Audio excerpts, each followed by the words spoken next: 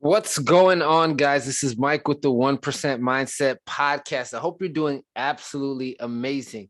It is episode 125 of this podcast. And I just want to let you know that episode 125 will be the last podcast for this year. We'll start back up in January. I have some cool guests that I want to really bring on and speak to. But more importantly, it's a time for me to, I want to kind of shift my focus to the morning motivation podcast that I do Monday through Friday every single morning. So if you're listening to this podcast, if you're listening to this podcast, definitely search for the morning motivation podcast by the 1% Mindset, and you will find it. I do those and I drop those every single morning, Monday through Friday. I just want to really push that because there's a lot of gems, right? I can only give you a certain amount for 20 or 30 minutes that I'm speaking, but to give like a quick 3 to 5 minutes of inspiration, I usually call it the work before the work. I typically started off and say that it's your jolt of inspiration each and every single morning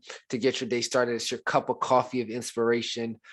So I really want to take time to focus on that aspect of my podcast and really get back to doing this. So episode 125 is the final podcast for this year. So for those who have been supporting, for those who have been rocking, first and foremost, thank you for doing that. I really appreciate it. Today is going to be an interesting podcast because I think as we get into the new year, as we're moving towards the end of this year, we have this mentality of, new year, new me, right? It's a new year, new me. Instead of assessing where we are and how we can change, we want to jumpstart the new year. Oh, I'll start my diet after Thanksgiving, or I'll do this come January. I don't have the mental, I've heard like I don't have the mental capacity to do this now. I'll focus on it in January, or I will start this diet, whatever that looks like, right? We're always starting something tomorrow, right? There's a famous quote, why start something tomorrow that you can do today? But I think it's interesting because I had a very good self-awareness piece, right? I had an interesting space this past weekend, and I want to tell you guys the story because I think it will set the precedent for where I'm going. So I am doing a challenge, right? A 30-day challenge trading. For those who don't know, trading a prop account means basically I'm trading foreign exchange. It's almost like stocks, which you trade if the currency is going to go up or down, right? Buy or sell. And so 2 weeks ago, I said, I want to take on this challenge. 2 weeks goes by, I do nothing. Right? I do nothing at all. So this weekend said, man, I have 2 weeks left to get to 20%. So the challenge is to get to 20%. So in order to get to 20%, obviously you have to trade. I wasn't trading enough or frequently enough for me to really see any real results. So what ended up happening with me trading this weekend, I realized a few things about me, right? And I think assessment is huge. I speak a lot about not being emotional or making decisions based on emotion. It's 100% crucial if you're moving through life, if you're moving on emotions, right? If you're moving on feelings, then logic and truth, reality will never make sense to you because you're not moving in a space of understanding and clarity ever. So I always pride myself on moving in a space of emotion because with moving in a space of understanding of truth and not emotions, because I want to make sure that every decision that I make makes sense. So now I'm trading and I have a coach. So putting it onto, I have a coach, right? I have a coach in the trading space. Why? Because I'm not an expert, but I want to get better. So in that space of trading, I have a coach, a mentor that I've paid. I'm a student, right? I'm a long-term student. I've been a long-term student, but I wanted a challenge, something bigger. So here's what happened, right? And I think this is important to note. So this weekend I'm trading $100,000 account, right? And I'm telling you the numbers because I want to show you where sometimes you have a block and you don't even know. I'm trading $100,000 account, right? So obviously in order to go to 20%, you need 120,000. Simple math. 30 days to do it. Now, typically I have 2 weeks to do it, right? 14 days to do it, give or take. Understanding that I have 2 weeks to do it, I'm like, all right, I need to start trading. I trade this weekend and I'm trading. I get up to like $2,000, then I get kicked out. I get up to 1,000 kicked out. Then I'm down 2,000. I'm getting nervous, right? So now my nerves is hitting me, right? Because I've been fortunate enough to make, some decent money, right? I've gotten 5-figure program checks that I'm really blessed about. I've built relationships, but everything that I've gotten to thus far, everything that I've built, I've done I've done on my own. I haven't, I didn't get infused with capital or anything like that. And again, my story isn't unique. Plenty of people have the rags to riches story, and I'm not even saying that. What I'm saying is my block came because when I got my first 5-figure check, right? I'll never forget. I took a picture. I got paid $16,000 to do a program for 6 weeks. And I was like, yo, I've never seen that. The most I've ever charged for anything was $2,000 or $3,000. So to see that $16,000 check back in, when was it, 18 or 19, it was like, whoa, right? Then I got another 15,000. Then I got a 19,000, right? And I got that all within a span, no joke, of like 3 months, right? So I made like 70 grand in like 3 months, and I was excited. The problem, not the problem, but the interesting part about that is because I'm a business owner, I live my life in quarters, right? So I know it's hot season during this time. This is what I got to do. During another time, it's you save your money and you're making sure that you're always business developing so you can continue to get contracts. So for me, I look at money, and I view money as a space where like I don't have a problem investing in myself. But when I'm in a new space where I'm unsure, right, to trade and to see $3,000 today, I'm like, oh snap, I got I got to take it out. I got to move it. Instead of, in my head saying, you know what? Yeah, it's $3,000. It's cool, but you have the potential to make more, right? So this past weekend I was trading, and a little frustration.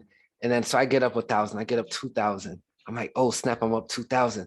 That's the 2% I need. Let me take it out, right? And my coach was like, look at the structure. Why are you moving in fear? Move with intelligence. If you move with intelligence, you're going to make decisions that make sense. And that's when I realized that my fear is around money. I never thought about this, but because I've worked hard for money, for me, pushing a button mentally and seeing thousands of dollars, although it's a skill set, right? Like it's crazy to me, right? It almost feels like gambling. And if you don't know what you're doing, it is gambling, right? And I realized I didn't trust myself, even though I structured it and I said, this is a good point to push a button to make thousands of dollars in a few hours with the right risk. Like it scared me. I was scared. I moved in fear. So if I see up 3,000, then I'm down 2,000, I'm like, I'm in shock. But it's not because I don't see the money. It's just that I'm so afraid that like I've been so used to like making money and holding it and saving it. To see myself in the negative, it bothered me. And I realized like, man, he said, Joe, you're moving in fear, right? The market's gonna move. You're moving. If you stop moving in fear and trust your bias, trust your process, you won't have an issue. But you have a heightened fear because you're not used to seeing this money, right? If you're risking 3% at $100,000 and that's $3,000, right? And you're moving in fear. What if you had $100? He said 3% is $3. Would it bother you if it's $3 that's gone? Or if you had $1,000, if you lost 30, would it affect you as much? I said, no. He said, that's the problem, right? You're using the money as a barometer and not the percentage, not the strategy, not counting the pips, right? And that's the framework. And I said, man, how can I preach about not moving in fear, right? Not making decisions based on emotions, and I'm doing exactly that, right? Because I've mastered, so to speak, emotions around people, right? What people say, how I respond to things. I've mastered that, but I haven't, which I didn't know, mastered money. It's huge, right? To understand that, how am I saying like, hey, I want to make X amount. For example, if my goal was to make $1 million, right? I've never seen $1 million, or let's say 6 figures, right? I've done 6 figures before. It's not, so let's say $200,000, right? And I'm putting it on the line. In a year, I've never made 200K. To make 200K, you need to do about 16 or 17,000 a month consistently. If you break that down, right? Or let's do simple numbers. Let's do 240,000, right? 2040, right? That's 20 grand a month. To do 20 grand a month, you have to be comfortable seeing money and getting used to it. So in the space of trading, you won't win it. You won't win everything, but you got to be comfortable with losing. It's a part of you treat life as a game intelligently, not in terms of greed, but intelligence, and you play the game how you're supposed to. I've played this game of life and understanding that it's a game, so I don't let certain things affect me. But when it comes to money, right, because I have certain financial goals, because I'm working to hit these goals, because there was a pandemic and I've lost money and I'm building it back and XYZ, excuse whatever, right? I'm not treating life, I'm not treating these charts as a game. It's a game. You want to get good at a game, you practice, right? All right, I'm working on practicing. I'm being intelligent. I'm not getting greedy. I'm being intelligent about what I'm doing. But if I'm being intelligent about it, which is fine, how do I get to a place that makes these numbers normalized? Right? How do you do that? Someone who makes $1 million sees close to 100K a month. A month. Right? If you see 100K a month, and some people don't do that in a year, how would that change how you're moving? Right? Or with the same possibilities of making 100K, you can also lose money. How does that feel inside? Right? I'm playing in a prop account. So a prop account is a demo. It's not even my money. And I still feel it. Why? Because if I pass all these steps, I'm going to be trading at that amount for real money. And if I feel it at a demo at fake money, what is it going to be like during the real thing? Right? I gained 5% on Sunday. In a few hours, 5%. 5 grand I made, right? Which in all honesty could have been probably 10 to 15, not even joking. On a Sunday, just imagine like what would life feel like or be like for me if I said on a Sunday, oh yeah, I just made, 5 grand today. Oh yeah, Monday, yeah, I did 7. Oh, I did 3. Right? I'm not used to seeing that money consistently that often. That's a fact. So my fear is around money, right? I'm moving on emotions. Here I am, I'm saying, I don't move on emotions. That's a lie. Everybody, we're human beings. We move on emotions. We just have to figure out what is it that triggers you. It may not be money. It may be this particular person. It may be your job. Like it could be the food you see, right? You're not disciplined with the food. It's like, the food it looks good. It smells good. All right, it's gonna make me. It's emotion. Sex, emotion. I'm not supposed to. I have a wife at home. I should. Emotion. You're not moving on logic when that happens. Everyone has an emotional response to something. Everyone has something that they can be triggered by.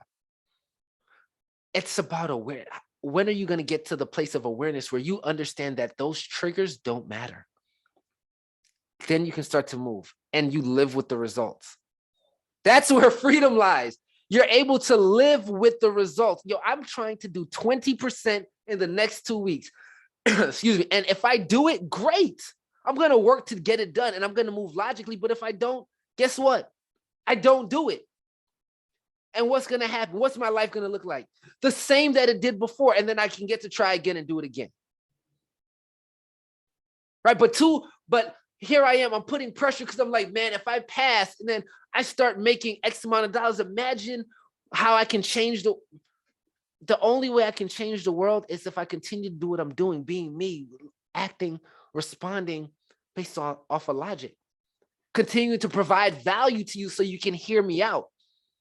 Nothing else. The money doesn't change who you are inherently at all. I'm going to be the exact same person, whether I make $1 million or whether I make $50,000. The only difference is I'll have the opportunity to impact more people based on the resources that I will have. The only difference, 100%. There's nothing else I can tell you. There's nothing else that changes that situation other than that. But who I inherently am as a human being, if I was stressed, absolutely. So if I don't fix my mindset on this money, not only will I not get the 20%, but even if I get to the 20% and I start making money, my fear around money is always going to be there, that I'm still not going to be able to provide what I want to provide to the people, because I have a hoarder mentality. Like, man, what if it goes away? It's money. It's paper. It flows. Right? I'm just a steward over the resources that I have temporarily. It's not something that I'm going to have all my life. I cannot take it with me. So what I need to do is provide an opportunity for people to continue to do better, create wealth, create legacy, because ultimately that's my mission. Nothing else. So it's interesting because that is, I learned that about me. I didn't realize I had such a fear or anxiety around money. Not even so much making it, well, even making it, because when I got to a certain amount, it felt uncomfortable because I wasn't used to that, and it wasn't even real. So that shows you even more so the fear psychologically around money for me. So if you fear money, think about this. If you fear making a certain amount, like, oh man, you see 5, you see 7, I'm not used to it. How are you ever going to acquire what it is that you need? Because you're always going to push it away. So $10,000 days can never be normal for you. And when I'm speaking to you, I'm speaking to me. Imagine, what does it look like to make $10,000 a day? I don't know. I've never done it. I've never made $10,000 a day. That's a fact, right? $10,000 a day for 30 days. Never done it in my life. Never done $5,000 a day for 30 days. Never. Is that a bad thing? No. But if I want to get to a certain place, it has to be normal. Because if not, I'm rejecting it. Right? It's like I'm pushing, like I want it, but I'm kind of pushing it away. I can't push away what it is that I want because I'm never going to get it. It's impossible. You got to start normalizing it. That's why, again, even with athletes or people who acquire money who don't have the financial knowledge, they're not used to it, so they spend it. Because they're not used to seeing that much in their account. Right? Yeah, I spoke about this story before. I'll tell it again. When I was in college, this is back in 2006. I went to college, went to school from 2006 to 2010. Right? Grew up from my teenage years, single parent home. Worked at Wendy's. At the time, I was making $6 an hour because that was, minimum wage was like $5.15 in Florida. So $6.25 was money. I remember getting a temporary summer job one summer, and I got $10 an hour. And I was like, yo, I'm in, double digits for the hourly. I was so excited. But it's funny because we have something, it's a refund check, a net check, right? And I've told this story. So if you you heard it, bear with me. This is for the new people. And with this refund check, it's basically all the money you use after spending out your grants or your loans what you get back. So I remember getting this refund check for like $3,500 or $4,000, right? Never seen that in my bank account ever. So what did I do? Right? I was like, I did only what I knew. I needed my bank account to be what I was familiar with, $600, $400, $800. So I went on a shopping spree. I bought a big ping pong table in the middle of my living room that could barely fit. Why? Because I wasn't used to it. I bought a scooter. I bought all these things that I didn't need. Why? Because it made sense for me to spend it, to have material things so I can get back to a level that I'm comfortable with. I had to get back to the level I'm comfortable with in seeing in the bank. I can't make what I can't.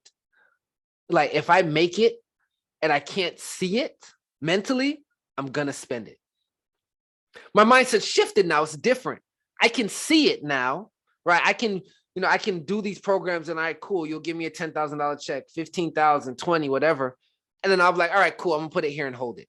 because who knows when the next one is going to come, right? I can grind it out, but I'm dependent on the system, right? People who want to do these things, who wants to have my program or whatever the case may be. So with that being said, that I want you, as you pull into the new year, figure out what's your vice, right? You want to be, this is a time to be in integrity with who you are. You got to be built on integrity here, right? To say, yo, I'm good here. Like, it took me getting cursed out by my coach in the Forex space to be like, man, I really have a fear around money. No matter how much I bring in, it's not comfortable for me because I'm not used to bringing it in frequently every single day, all the time. Right? I've had great seasons. Absolutely. Summertime, do well, bank. Typically, my third and fourth quarter slows down. My third quarter is pretty good. My fourth quarter slows down. First quarter is a little slow, and it starts to pick up back in the second and third quarter. So in my head, it's like, okay, harvest season, chill season, right? I'm harvesting. I'm like, but I'm not used to consistency. That's what the scary part for me was. It's like, oh, Stan, I can do this every day. What is that like? All right, and I'm sharing my story not only to be transparent, because I'm not the only one. There's truth. I had one of my boys, he was like, yeah, man, I'm probably going to have to pay about $300K in taxes. Taxes, right? I was like, whoa.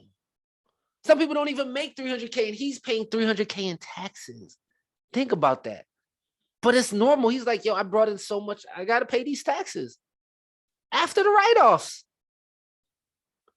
So think about that, man. Like, it's a different mindset when you think about that. It feels different. So start to figure out, where is your set? Where's your space that's stopping you? Right? Is it money? Money mindset is huge, and a lot of people don't talk about it. Right? And I decided to be transparent because I know this can help someone. So anyway, man, I don't want to get too long. This is the last podcast for this year. Once again, do me a favor, though. If you are a fan, if you're tuning in, if you're listening, and I do podcasts every single morning, and they're between like 4 to 6 minutes long. These podcasts are powerful, they're inspirational, and I give little jolts and snippets that can get your day started. Right? So it's not something long, it's something that you can listen to just go. So with that being said, man, I appreciate everyone who's chimed in this year. 125 episodes, man. That is truly a blessing. I am eternally grateful. With that being said, I love you. Peace.